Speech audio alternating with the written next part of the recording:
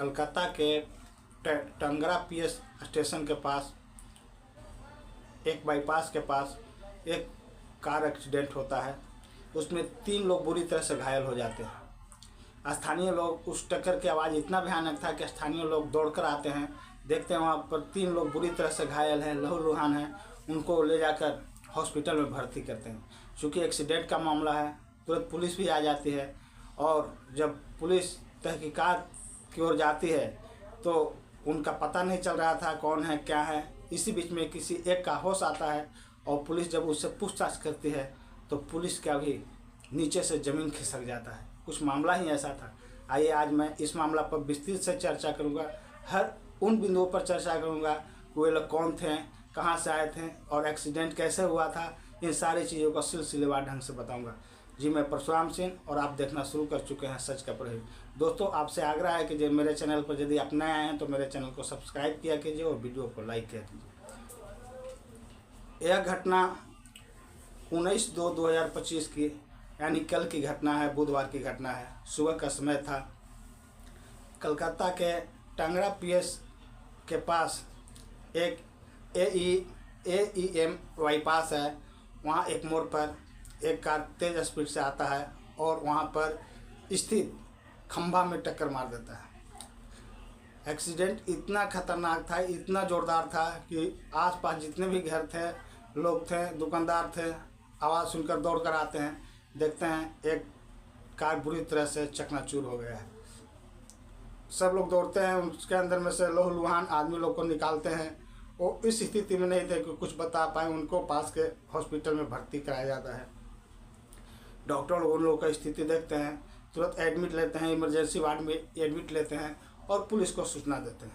Police आती है तो अब ये पुलिस की पहली प्राथमिकता थी कि पता करें कि एक्सीडेंट कैसे हुआ, क्यों हुआ, किस तरह से हुआ, क्या किसी चीज़ को बचाने में हुआ, कोई आदमी आ गया था बीच रास्ते में, या शराब पिए हुए थे, या कैसे हैं, कौन लोग हैं। तो फिर पुलिस एक सब तहकीकात में कर ही रही थी कि एक आदमी को हल्का होश आता है, वो उठता है। पुलिस उससे पूछताछ करती। बाकी 2 लोग लहूलुहान स्थिति में थे, वो कुछ बताने के स्थिति में नहीं थे।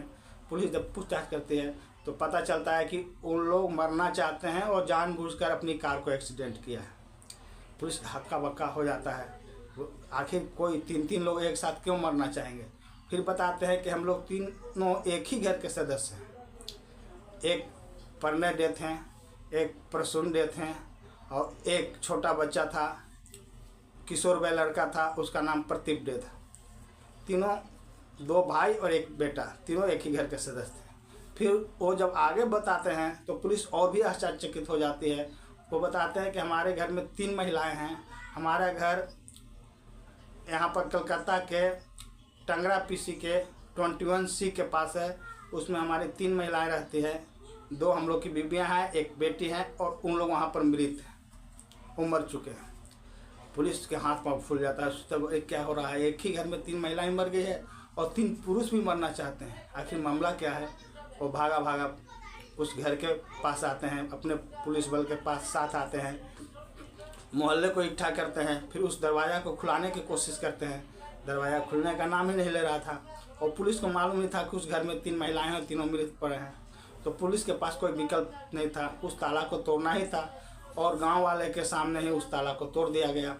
पुलिस वाले जब अंदर जाते हैं, गांव वाले जब अंदर जाते हैं तो 1 मंजिला पर कुछ नहीं, 2 मंजिला पर कुछ नहीं, 3 मंजिला पर 3 रूम में 3 लाश पड़ी हुई थी। एक लाश रोनी डे की थी, एक लाश थी, मैं आपको बताता हूँ, सुदेशना डे की थी। ये दोनों उन लोग की पत्नियाँ थी और एक लड़की वह किशोर वह लड़की थी 14-15 साल की, उस प्रियमवदा डे नाम था उसका, थी वो, उसकी लाश पड़ी हुई थी। पुलिस आश्चर्यचकित होता है। एक ऐसा विडम्बना है, एक ऐसा घटना है, एक ऐसा दुखांत अंत है जो एक ही घर के 3 लेडीज औरतें मृत पड़ी हुई है और पुरुष 3 जो हैं वो भी मरना चाहते हैं और रोड एक्सीडेंट में हॉस्पिटल में भर्ती। दोस्तों, जब गहन से जांच करते हैं पुलिस तो देखता है और दोनों लेडीज के हाथ का नस कटा हुआ है और जो लड़की है उसके शरीर पर तो कोई घाव का निशान नहीं है, लेकिन वो भी मृत पड़ी हुई है। अपने कागजी कार्रवाई करते हुए सबको पोस्टमार्टम के लिए भेज दी जाती है।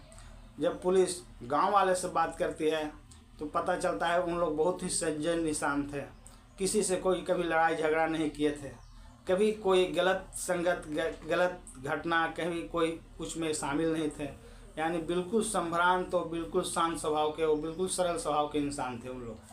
अब पुलिस सख्ते में आ जाती है, सोचने पर मजबूर हो जाती है कि इतना सफल और इतना शांत व्यक्ति आखिर आत्महत्या कैसे कर सकता है, और या आत्महत्या का मामला है या फिर किसी ने इनकी हत्या की है या फिर क्या है, किस दबाव के कारण इन लोग किस प्रेशर के कारण हत्या के हैं, इस पर सोचने के लिए विवश हो जाती है।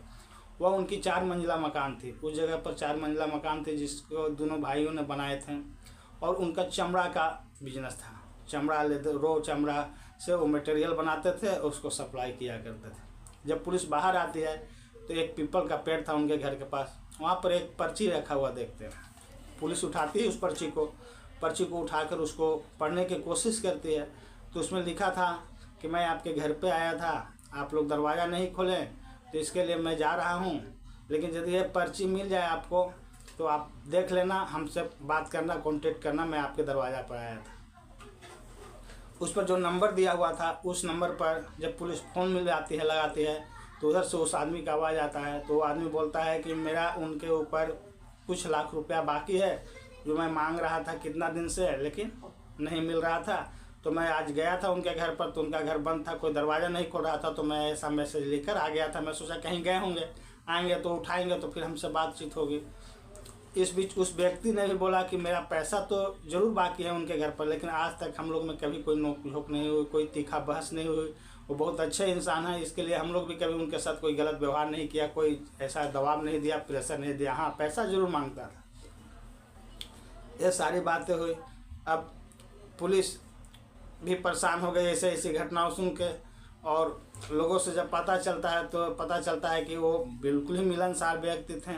उधर उन लोग अभी बताने की स्थिति में नहीं थे, किसी तरह से एक को होश आया था तो बताया था। इधर 3 महिलाएं एक साथ थे, तो पुलिस का ये इन्वेस्टिगेशन का विषय था। वो क्राइम ब्रांच को भी बुला लेती है पुलिस, और सारे बिंदुओं को जांच करते हुए, घर को सील करते हुए इसको पोस्टमार्टम के लिए भेज दिया गया था। क्योंकि अब कहानी लिखे जाने तक पोस्टमार्टम रिपोर्ट नहीं आया था, आने के बाद पुलिस को और विस्तृत बिंदुओं पर जानकारी प्राप्त होगी, पता चलेगा वो आत्महत्या का मामला है या फिर और किस कारण से, मतलब कैसे हुआ है, क्या कारण हुआ। वो लड़की के ऊपर किसी तरह का कोई खरोच नहीं है, फिर भी वो लड़की मरी हुई है, तो उसके साथ कैसे उसकी मौत हुई। हाँ, उन लोग हॉस्पिटल में यह भी बताया था कि हम लोग रात में खीर खाए थे और खीर में कुछ नशीला पदार्थ मिला के खाए थे, और हम लोग सोच लिए थे कि हम लोग को जिंदा नहीं रहना है, सबको मर जाना है। लेकिन क्यों मरना है उस बिंदु पर उन लोग चर्चा नहीं किए थे। तब ये इन्वेस्टिगेशन का विषय है। आप लोगों को इस घटना के बारे में क्या राय है, आप लोग अपना कमेंट बॉक्स में राय जरूर लिखिएगा। और दोस्तों, आप मेरे चैनल को सब्सक्राइब किया कीजिएगा ताकि मैं मोटिवेट हूँ और आप लोग को सच्ची घटनाओं पर आधारित कहानियाँ लेकर आते रहूँ, आपको प्रेरित करते रहूँ, लोगों को जागरूक करते रहूँ। इसी के साथ दोस्तों मैं यह कहानी समाप्त करता हूँ। जय हिंद, जय भारत दोस्तों।